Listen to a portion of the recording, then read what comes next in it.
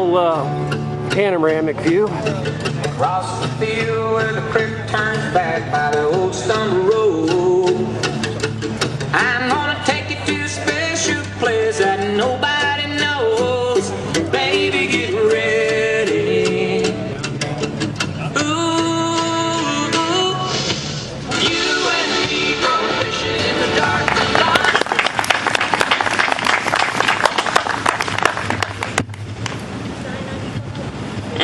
Bear with me. I still I'm pretty bad at speeches. I still have to look down at the paper.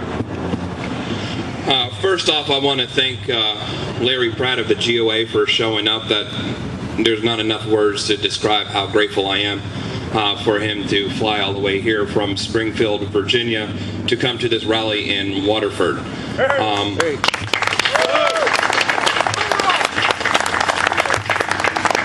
Also, I'm thankful to see you guys standing with me. This means actually a lot for me, that I'm at least doing something. If I wasn't doing anything, then you guys wouldn't even be here. Also, I'm thankful for Brian Schenk for being here, to donating his time. Like anybody else, he could be doing something else, laying down, watching TV, waiting for NASCAR on Sunday or football or whatever. But we're here, and it's amazing to see the turnout. Just a little bit about me. My name is Justin Dillon. I am the founder of Open Carry Pennsylvania. I started last year on July 1st after actually coming out of the radar. Just like a lot of you guys, make the phone calls, write your representatives, let them know how you feel about certain things. I did the same thing for a long time, since I was 18 and was able to vote. So as I did that, I did a lot of things. Well, one day I was open carrying downtown, and I was stopped by over like 8 police officers from the EPD. They basically disarmed me, had a gun to my chest, told me don't move, that I was retarded for open carrying, that I should cover it up, that I don't need to be showing it off. Basically, I'm just an idiot, and that they carry concealed, and I should too. They also said the next time that I open carry that they're going to confiscate my firearm, lock it up, and I'll have to go through the legal system to get it back. After about a 45-minute argument, they let me go on my way. I made a very good attempt to talk to the chief of police, which he's not very kind to talk to anybody about anything. Even the media can't even half the time get a hold of him. But after that, I went to the sheriff, and the sheriff took my case and also made a copy of my police report. And after that, the chief of police then decided to have an interview with me with internal investigations. After that happened, about 2 months later, not even, the Erie police officers got retrained in the Second Amendment rights, which is the biggest accomplishment we have so far. Now again, you guys would think, well, if that was true, then why did I get cited? Why am I having such a problem? Why am I even fighting for this if it doesn't affect so many people? Well, it actually does. Every little bit that they take from us gets them a little bit closer to taking it all away. If we give them 1 inch, they'll take a mile. It's our government, for crying out sakes. They'll take a lot. Like I say, my saying is this: I'd rather fight until I'm dead, so my son don't have to fight this fight. But if he does, I hope he gives them hell.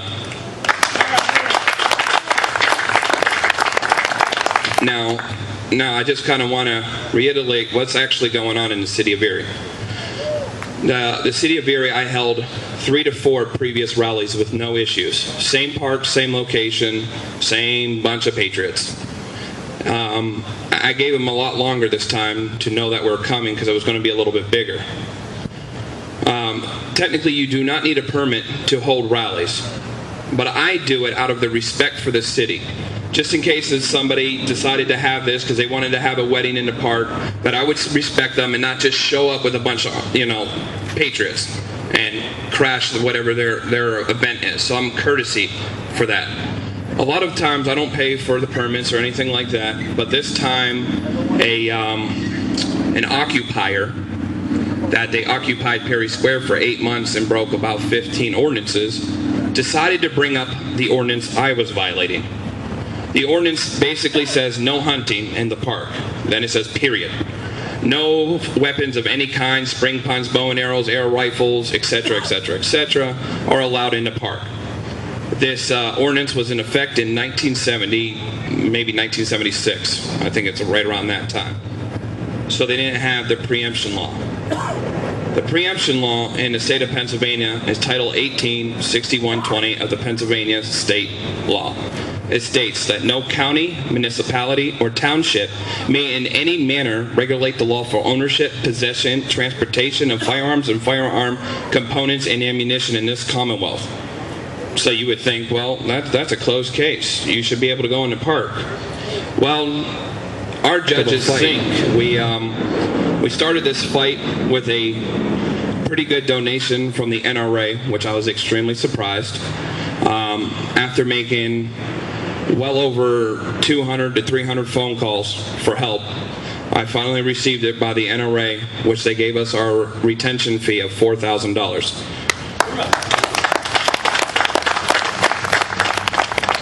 Which that started the ball rolling. As it was going on, a guy named David Ross, he's not here with us, he had a case similar to mine at the Pittsburgh airport. You can Google him, you'll kind of know. He had a preemption case there that he won. He basically was at an airport and he had a firearm in his checked baggage. And in the common areas of an airport in Pennsylvania, you can have a firearm. You can't be past a security point with a firearm, but in the common areas before then, you can have one. He went to his bag, got his holster out, put it on, then went to go put his firearm in. Next thing he knows, he had an airport police officer put a gun to his head and say, "Don't move." After they took his firearm from him and he took it to court, he won in the appellate courts. He then decided to step up for our fight and donate $2,000 from his personal funds. So far we raised about $6,000 just from that alone. And then on top of that, I have a GoFundMe page that's just like PayPal, just a little bit cheaper on the fees that they whack me with, which we've raised just over $1,000 on that alone. So far we got some support on that, and we are now going to be petitioning again to raise more funds, since now we're about $15,000 in the hole. My attorney, Joshua Prince, is amazing. He's done a lot of this knowing my financial situation. He could have been easily said, I can't do this. You have to pay me. I talk to a lot of attorneys. People ask me, well, why didn't you get an area attorney or somebody closer? Because people want money up front. I didn't have $4,000. I didn't have $10,000. I didn't have $15. It would have cost me $100 just to talk to an attorney, not even to take my case. He could have said, well, I can't help you. I'm at $100 now. So I did make those, but this guy is all the way from down in Allentown, Pennsylvania, on the other state. And if you're fighting the city, you don't want an attorney in your own backyard. You want somebody that is not from here. So just a word of advice. On top of that, he's done a lot of stuff pro bono.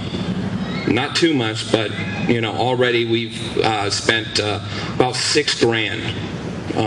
He's been paid. He's going to be actually coming back up here next week to fight for our citations that we received for holding a gun rally in Perry Square.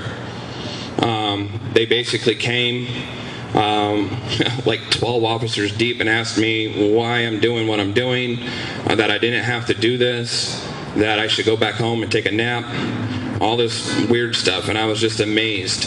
I did even have officers off duty that I'm not going to mention their names. They want to keep anonymous because they're on that side of the fence. They support what I'm doing. But unfortunately, there are officers of the law that, unfortunately, say they have to follow the orders. I would have told them no and got fired. I don't really care. Or not shown up, called in sick. So it's been an extreme fight for us at this. Like I said, this is not only going to be an Erie fight. If we lose this case, where else do you think this ordinance may be into effect? We had in Bucks County, same attorney. All he had to do was write a letter and they backed out. They took the ordinance right out. Unfortunately, I can't get that support here because Erie feels like they're Philadelphia. I don't understand. So I'm going to kind of read some of the stuff that I have down. I may repeat myself, so forgive me. All right. Again, it says, before I start, I would like to thank a few people. Larry Pratt of the GOA and the GOA for helping us in our fight. Brian Schenk for his help in a previous rally and today's. Also to the Oath Keepers of PA for their attendance. And thanks to Waterford for working with us to hold this rally and all those who came to show their support.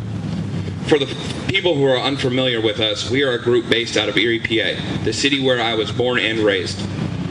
I was younger. When I was younger, I found that our rights were under attack. It seemed that as the years went by, more and more rights were being stripped from us. For several years, I was quiet. I wrote letters, made phone calls to our representatives and others. That all changed on June 17, 2012, while open carrying my sidearm in Erie. I was stopped by 7 police officers from the Erie Department. I was disarmed and called stupid for my choices. I was threatened that the next time I was found openly carrying, my gun would be locked up and my license to carry revoked. Once I was set free, I went to voice my concerns with the chief of police and the sheriff.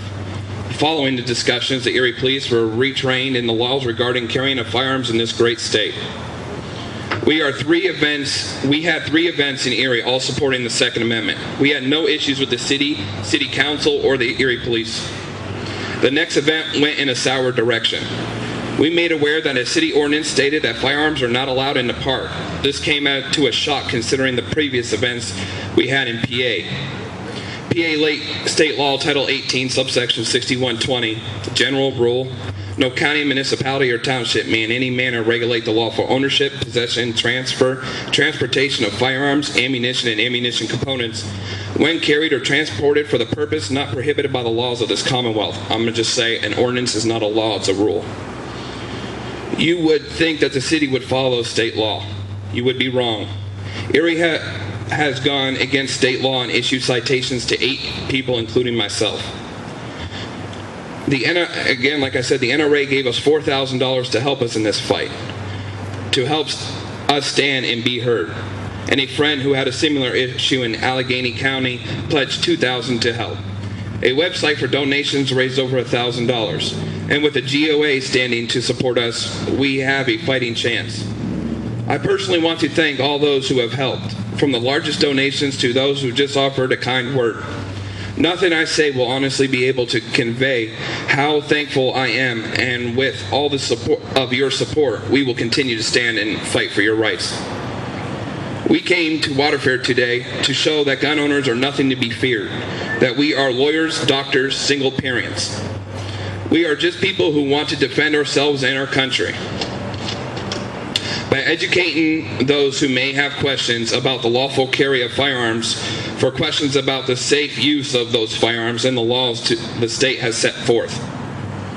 Carrying a firearm is a right, but is also a big responsibility, and one that isn't lost on all of us here. Practicing safe gun handling, we have held several events with no injuries, no neglected discharge. In near future, we hope to work together with other groups to teach children and even adults who would like to learn. As gun owners, we can teach others the safety that many of us here have grown up with. And I hope all of you will continue to stand with us to help educate those around you and to continue to stand for our rights.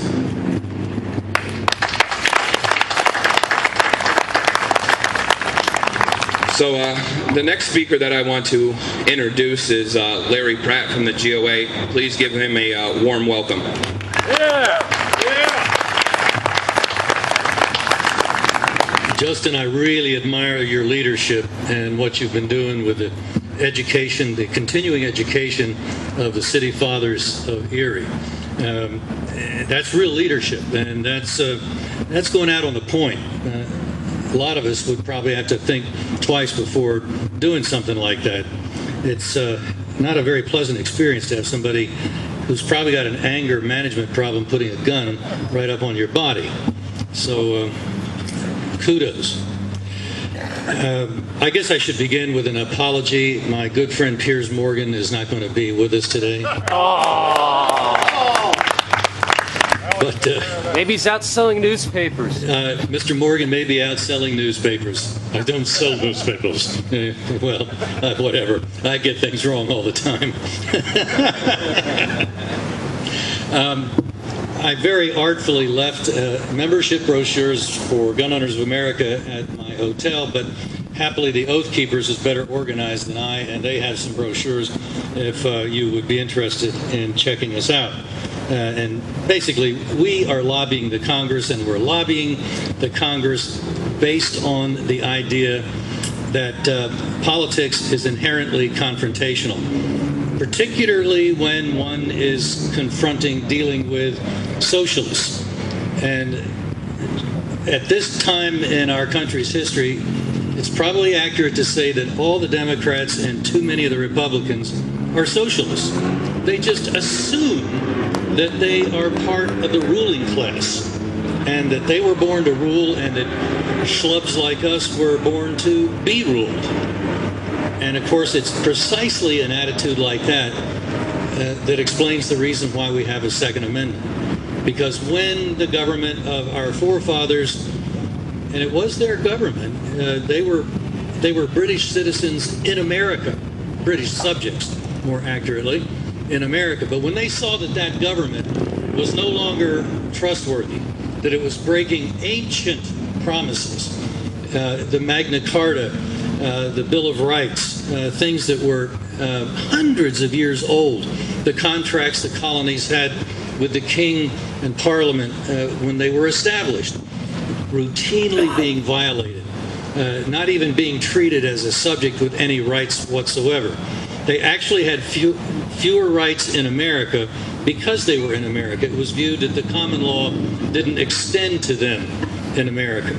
And so they saw that that situation was not going to get any better, that in fact the government was becoming more and more distant. Kind of sounds familiar, I think, because today we can, I think, talk about our government being more and more distant. Look at the fight of certainly of the year, if not the decade, that lies before us. It's going to come to a head, if not before, by the 30th of September, and it's the fight over whether or not to fund the anti-gun law called Obamacare.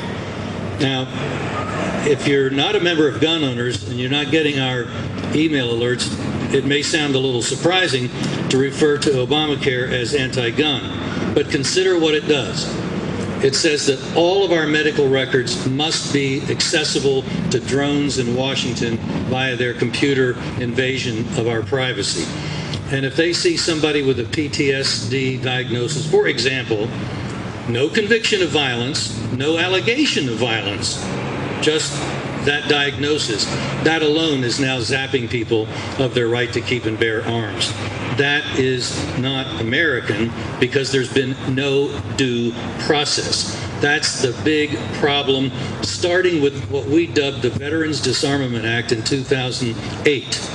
There, President Bush, unhappily, signed that into law that said that a veteran could have his records dumped into the criminal system for the background check, and these psychiatric, mainly diagnoses, could be used as the basis for taking away their guns and denying renewals of concealed carry permits, which of course they shouldn't have had to get to begin with. And there are 4 states that recognize that, as you probably know: Vermont, Alaska, Wyoming, and Arizona. If you're in one of those states, I could put a coat over this gun, not have a permit in that state to carry a concealed firearm, and I'd be perfectly legal. And actually in Vermont, they don't even have a system for getting a permit. That's how casual they are about it in Vermont, amazingly enough. Now, the Obamacare can be stopped in its tracks if John Boehner and the Republican leadership receive a spinal transplant between now and the end of September.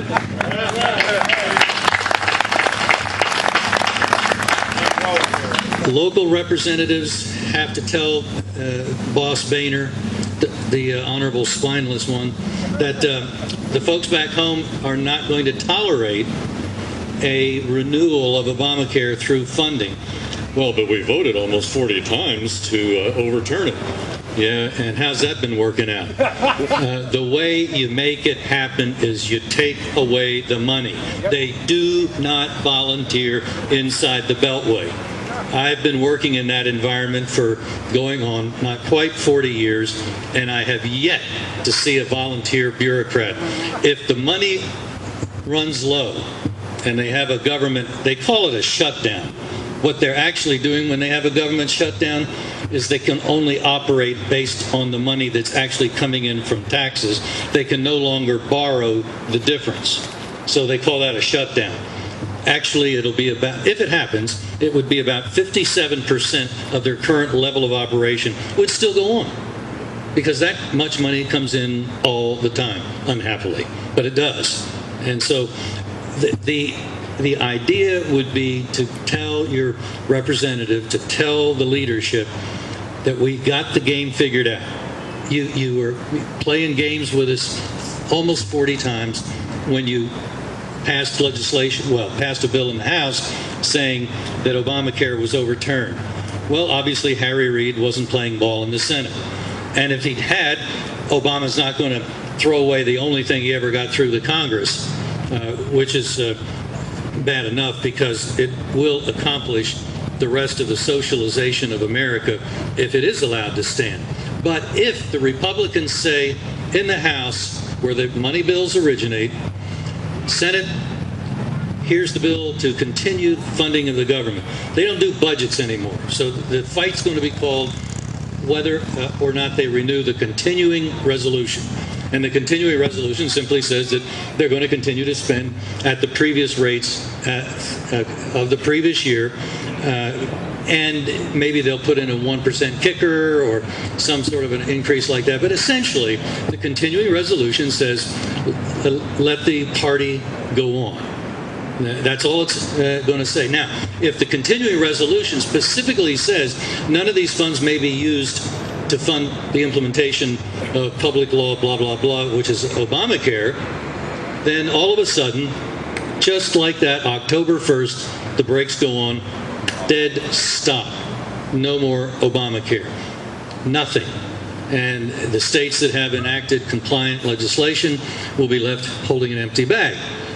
Shame on them. So this is the way it can be done. And the Republican leadership doesn't want to do it. What they are saying is they support Obamacare. There's no other conclusion you can take away from that. They don't mind the threat that it poses to gun owners and to our freedom more generally. They don't get it. They need primaries. Now, happily, Mitch McConnell, the Senate Republican leader, has a primary from a wealthy businessman running as the sole choice of the state's Tea Parties. And Lindsey Graham, or Lindsey Grahamnesty, as some people inaccurately refer to his last name, has an opponent, a gal who was the first woman to graduate from the Citadel, a mother of 2 kids, solid up and down on the line on the Second Amendment and just about every other constitutional type issue. So some of these spineless wonders, it's to the point that zoologists have actually come up with a new phylum. They've called it John Boehner. It's named for the creature that walks upright but no backbone. That's what we're dealing with. So I guess in Latin it would be Johannes Boehnerus or something like that. And there are a lot of politicians that are afflicted with that syndrome. And we must get the message to them. Send the bill to the Senate. It'll finance 99.9% of what the federal government's doing, but not Obamacare. Not zero care, as I think it's probably going to be more accurately known if it were to finally fully be implemented. We can get rid of this socialist incubus with its threat to our gun rights if we can get the Congress to act now. The House has to send a continuing resolution with a specific provision, defund Obamacare. Please communicate that to your member of Congress in the House right now, because that's where the battle has to start. Now, the Senate could act even if the House doesn't do it right, but it's going to be a lot easier to deal with Harry Reid if it's not there to start with. And then he's probably, if that happens, he'll probably want to let the government shut down and try to blame the Republicans. Well, a word of history, since apparently George Orwell's memory hole has swallowed up a lot of people's history lessons. As long as Newt Gingrich did not blink during that 1995 confrontation on shutting the, quote-unquote, shutting the government down, the Republican poll numbers actually ticked up. It's when he waffled, when he blinked, that the numbers started to go down. And in spite of Newt Gingrich's losing heart, out of a 50-seat gain that the Republicans had the election before, they only lost 9, and they picked up 2 in the Senate. That was a Republican wipeout? Come on! They should suffer the same this time. It means they probably control the Senate, looking at the kinds of races and the kinds of seats that are being defended in what states they're going to have to be defended. We could actually see an energized base, people that haven't been voting for the last couple of presidential elections because they were not very enthusiastic about John McLuser and about Mr. Romney. But people just kind of dozed off. They couldn't stand it. They couldn't see that there was any reason to go vote. Millions we're talking about. Obama won with a vote that was the same as McLuser's the election before, in this last election. That tells you just how unenthusiastic our fellow Americans, our fellow constitutionalists have been. And so if we get a candidate that's going to lead the charge, somebody like a Rand Paul or Ted Cruz, that I think would alone change the whole dynamics of the election. And that's what we need to be hoping, is that the Republicans will finally not go back to their default position of what kind of a horrible, moderate loser can we put up, because only Republicans in name only can win, right? That's what they've told us every time they've conducted their losing campaigns. They are so full of themselves. It's time we help them be not full of themselves.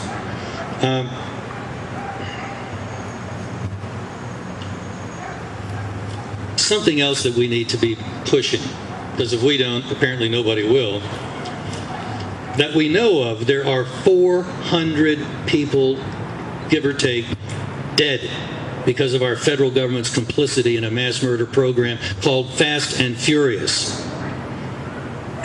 We've had 2 hearings over the great spineless one's objections, to the credit of Darrell Issa, who arm wrestled Boehner and finally got the hearings on the road. But nothing's happened. Criminal charges have been filed with the D.C. federal court, and they've been sitting there, lying there, asleep for a year now. Nothing's happening. So after you get finished doing a tattoo on your member of Congress about Obamacare and defunding it, oh, and by the way, why aren't you guys pressing those charges you filed in the federal court? Because they're going to have to be the prosecutor. It's the House lawyers that already filed the charges. They were acting as prosecutor. Now they've gone home, and they're not doing anything. We need to light a fire under them for that. And, you know, only about a third of the guns involved in Fast and Furious have been identified turning up at crime scenes. So if we did the math on that, there's a lot more people going to be murdered thanks to a program that was designed to get the public opinion changed on the issue of guns. We know that. We know that from what the whistleblowers put into the record of the hearing. They were actually, the then acting head of the ATF took pleasure when he got regular reports that the murder rate along the border was going up. Good, he would say at one time. Good. More dead people that I was involved and complicit in their murder. What kind of monsters have we allowed to run our government when a good report is more people that I've been complicit in their murder? It's just unbelievable. And it doesn't seem to bother anybody in Washington. We just don't really talk about it. Well, you and I can talk about it. you and I can be a real pain in the neck until they finally do something. There's some good things that are happening, even in Washington. There's pushback. Representative Stockman has a bill, for example, to do away with the prohibition on guns in schools. Do you realize that all the mass murders that have occurred in our country in the last 20 years, save one, was in a legally imposed gun-free zone? Gee, do you think maybe there's a cause and effect there? For instance, we know for a fact that the Aurora mass murderer went by several other theaters that did not have a no guns sign in their window, and he went to the one out of 7 that did. He knew what he was doing. He was taking advantage of the law that's on the books thanks to members of Congress. And for somebody not to co-sponsor Representative Stockman's bill suggests to me that they don't have a problem with mass murder. They don't have a problem with compelling people to be victims. How sick is that? How sick are you, Mr. Congressman, that you won't even put your name on a bill like that? Well, we can't have guns in schools. Yeah, we'll tell that to the next mass murderer, you jerk. What are you talking about?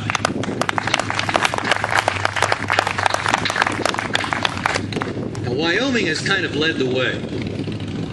They have a Firearms Freedom Act, which is a good thing. It means if you make a gun in Wyoming, and it's sold in Wyoming, it doesn't have to comply with any federal law, no federal licenses for the manufacture, distribution, or sale. That's good. And a number of states have such a law. But Wyoming went almost 100% of the next step. They said, and it's punishable by 365 days in jail for a federal agent to contravene our state law, try to prosecute somebody for making the gun, selling the gun in Wyoming. Well, that's a good thing. Putting a federal agent on notice that he's going to lose his liberty is not a bad idea. The problem with their law, and I talked to the fellow that got it through the legislature, and I said, why did you pick 365? He said, well, you know, it's just so many laws have that, I just took that. I said, you realize that if you'd have made it 366, that under federal law, that federal agent would lose his right to keep and bear arms for life, because he would have been convicted. Not even, it wouldn't have to be called a felony, but he would have been convicted of a crime where he could have been sentenced to 366 days.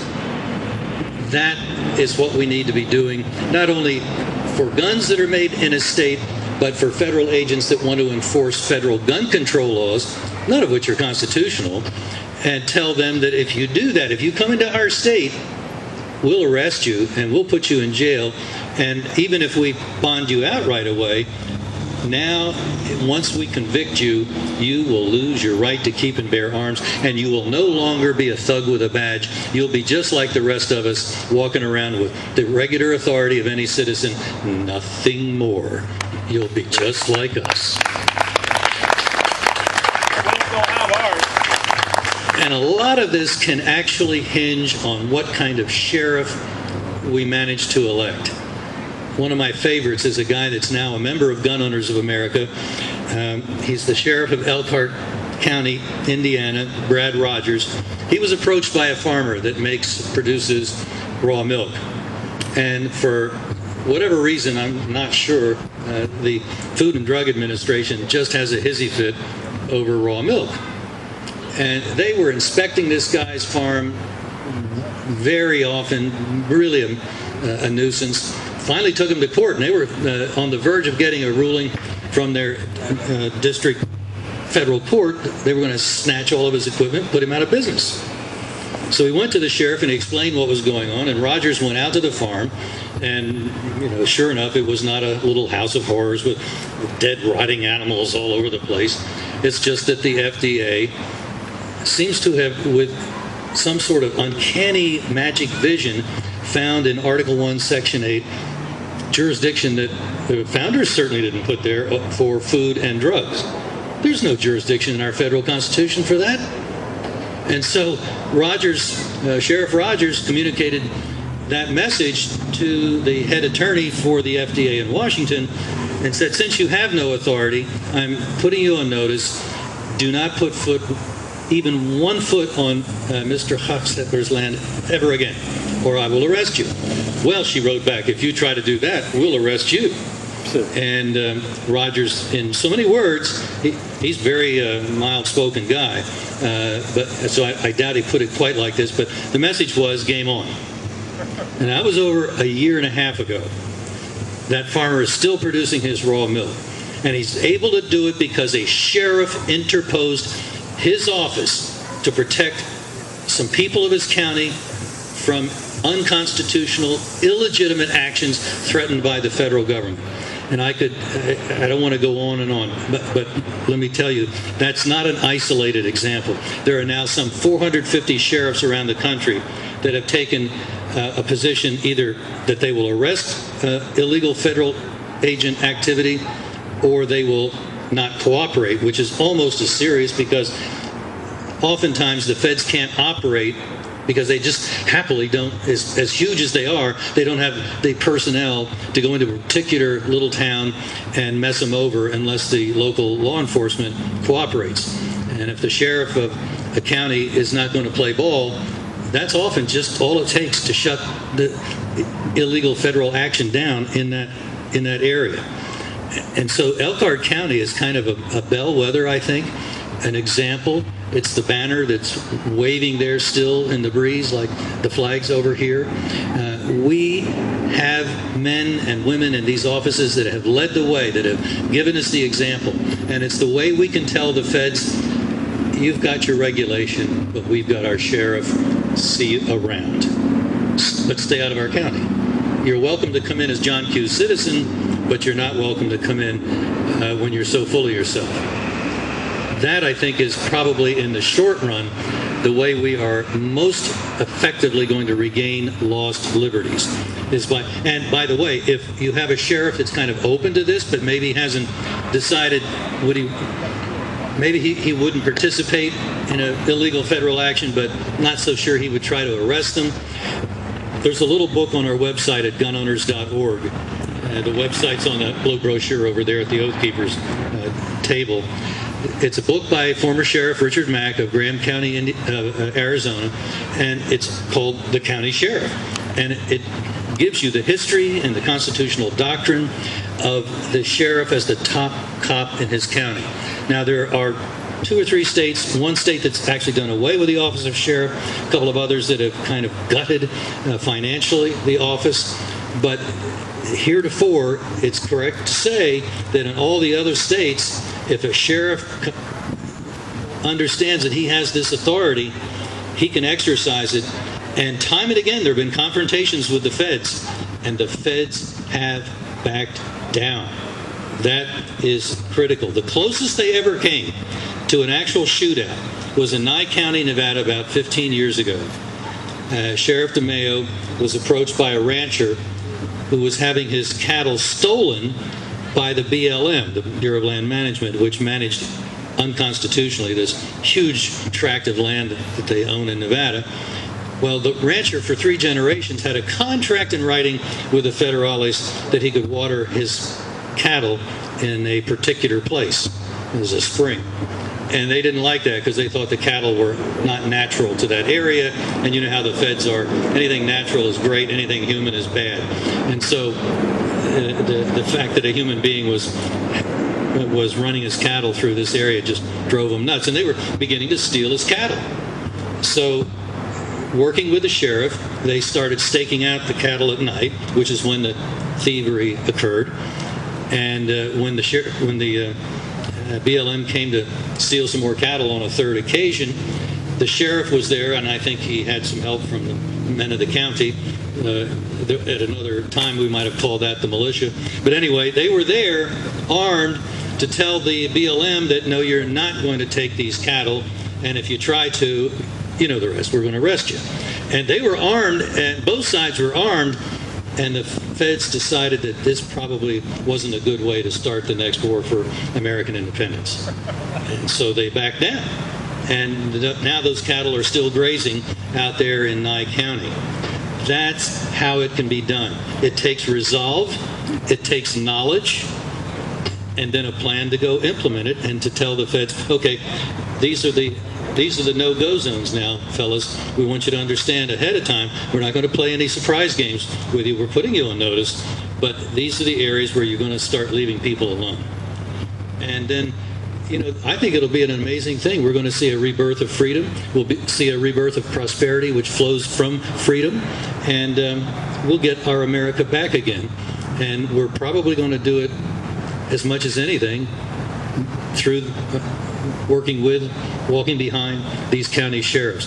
So I hope you'll join with me in this work. We'd love to have you help us out with our lobby work at Gun Owners of America. We're very much a grassroots lobby. We count on you to contact your members of Congress. We'll give you postcards, we'll give you email that you can send to them. But they have to hear from you because you're the one that has an address in their district, and that's what they fear, is somebody that knows what they're doing and might vote against them. So please help us put the fear of God in these people, and we'll keep on pushing back, getting our freedom back, inch by inch. Thanks so much.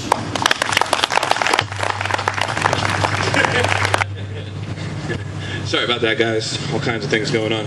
I want to introduce my next speaker. He's also the admin and has been following me from day one, from as soon as I started.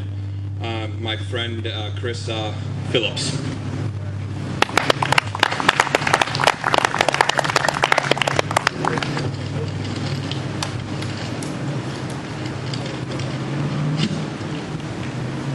First of all, I want to thank everyone for definitely coming.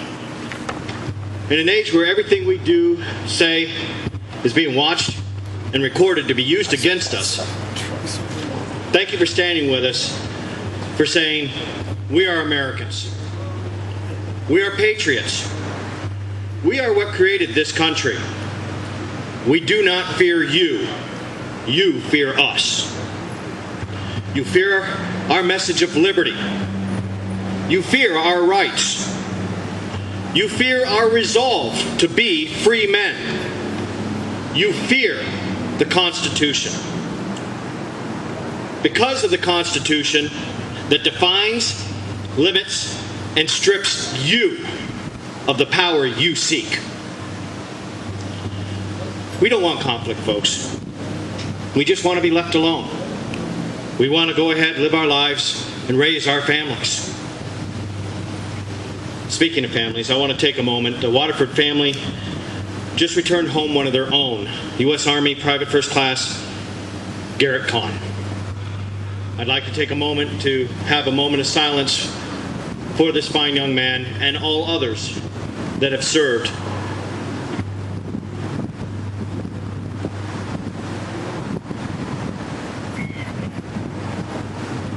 Thank you. And thank them for their service. These are the folks who have served, fought, died, so that all may live and enjoy the freedom and the rights that we are endowed with, and they protected. We honor our veterans. We honor our heroes. We honor our lost. But every day we hear more and more of our rights and our freedoms are legislated, manipulated, and violently stripped from us by those who say they serve us, by those who say they protect us, by those who say they represent us. Folks, I'm sure I probably don't need to tell you this, but I'm sure I'm going to use some words here that you're familiar with, or at least you've heard. But maybe more people need to hear it. Benghazi, IRS, NSA, National Defense Authorization Act of 2012, Patriot Act, all the voter fraud of 2008, the Supreme Court decision that says corporate entities are individuals and legally can contribute to politicians any amount, no limit. Folks, your government has been sold to the highest bidder. I can list more things that have been going on, and I'm pretty much sure you get the point. Are we honoring those who fought and died for our rights? by doing nothing. No. We are here to make a difference. We are here to educate. We are here to not go silently into the night, and we will be heard. Let me ask you, will you make your will known? Will you call your representatives? Will you vote? I know if you folks will, and just like me, you'll talk to others. Try to educate and motivate them that they too need to stand for our rights. I'm going to touch on something that has been bothering me for a little while, and I'd like you folks to consider this. I've been on computers ever since 1975 with my father, with the first Atari 500. I learned on TSR-80s back in high school. I've been programming way back when, and I am not technically savvy. But I want you to consider this. How do we vote? We use electronic voting machines, don't we? And then, after we voted, do you get a receipt? Is there any documentation showing what you voted for, or was it just put into the pool? Then, after they've collected it all, they transmit through the internet to other electronic devices to collect it. Folks, think about this. They are computers. I have two words for you: hacked and viruses. How many folks here do not run antivirus on their computers at home? You don't have a computer. Shush. It's mine. I myself will demand that my vote has a paper trail. I will demand that my vote counts. We cannot believe that electronic is safe and accurate when it is so easily manipulated. So what does that leave us with? Our elected officials are bought and paid for. Our votes are not our votes. We only have our voices, our bodies, and our resolve to convince them that we do not want what you are selling. Open your eyes. See what they do. Open your ears. Hear their lies. Open your mind. Think why it's not right. Open your mouth. Tell them in a loud voice, we are Americans. We are patriots. This is our country. You work for us.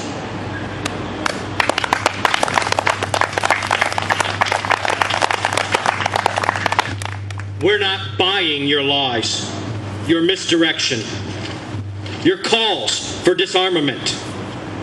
We are not buying your tyranny. Let us honor those who came before us and leave our children with a better world than what we have now. Thank you, folks.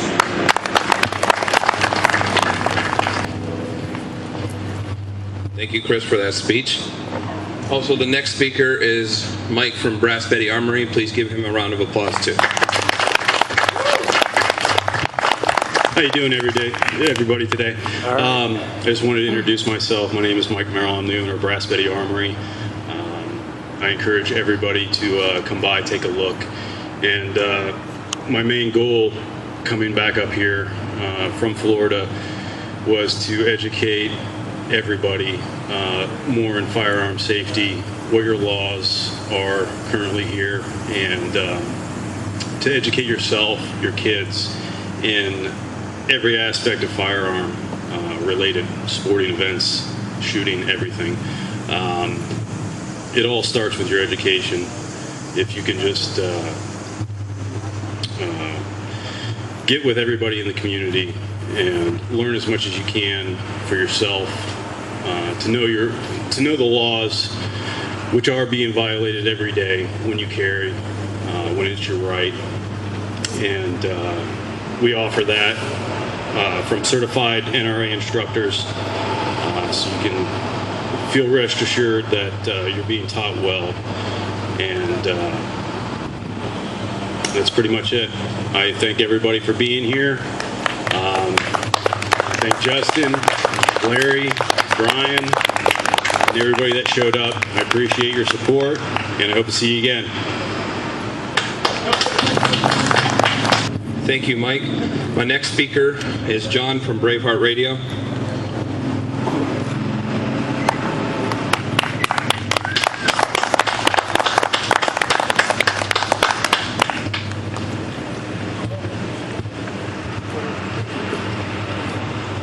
Thank you all for coming out today on this beautiful Saturday afternoon.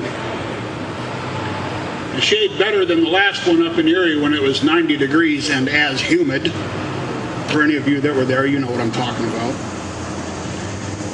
My name is John Weber. I am part of Braveheart Radio out of Meadville, Pennsylvania. I'm not here to plug the radio show.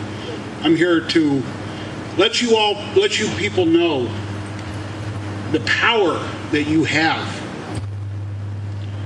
And I'm going to open with a quote from the author of the Declaration of Independence, Thomas Jefferson.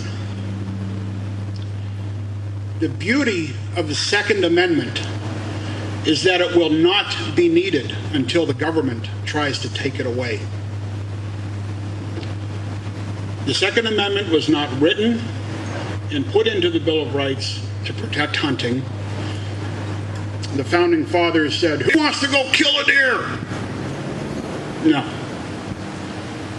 The Second Amendment was put in as a final, last resort to put down government tyranny.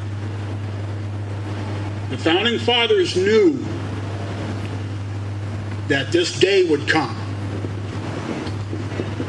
They knew that government was inherently evil.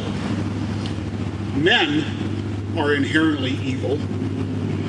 And men in government with power will exercise that power in a way that is not in the best interest of the people of this country. There are examples all over the world, all throughout history. We're just the latest victims, and we're seeing it happen on a daily basis. I am here again, as I said, as part of Braveheart Radio, but I am also here as a representative of the Pennsylvania militia. Yeah, I said it. The evil, bad M word. Thank you. We are all, whether we know it or not, whether we want to be or not, we are all part of the militia. The militia is necessary to defend your community and to defend a free state from whatever threatens it, be it foreign invasion or domestic invasion. I'm glad to see and hear and read that a lot of sheriffs around this country are finally waking up to the power that they actually possess. Because the sheriff, in case anybody doesn't realize this, is the only elected law enforcement official in any given county. There is no higher power because the sheriff is elected. And the sheriffs of, I believe it was 450 plus counties around the nation, finally realized that.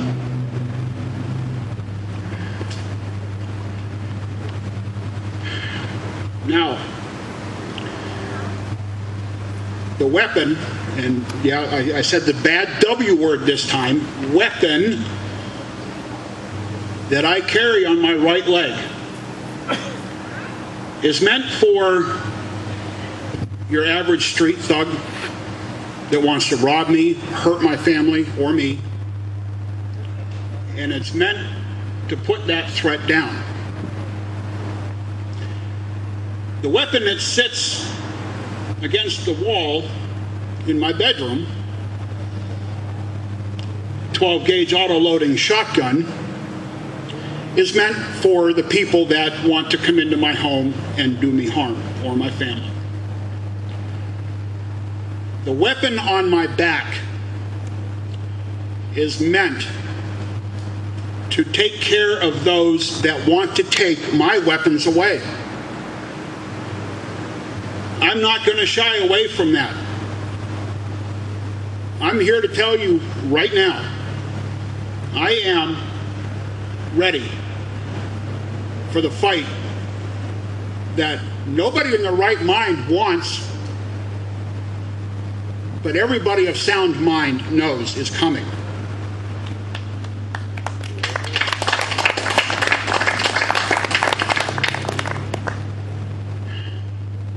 When the commander-in-chief gets word of trouble anywhere in the world that affects the interests of the United States, he gets on the phone with the Secretary of the Navy and orders the Secretary of the Navy to send what's called a carrier battle group to that part of the world. For those that don't know, carrier battle group consists of an aircraft carrier surrounded by a dozen, maybe dozen and a half surface warships and a couple of submarines. The purpose of the carrier battle group is to project power, to send a message to the trouble spot in the world that says, settle down or you're going to get a spanking. You good people out here, and the ones that couldn't be here today that think like we do, you are that carrier battle group. It is our job, it is our place in history at this time to send a message to the federal government that says, plainly and simply, settle down or you're going to get a spanking. Whoa!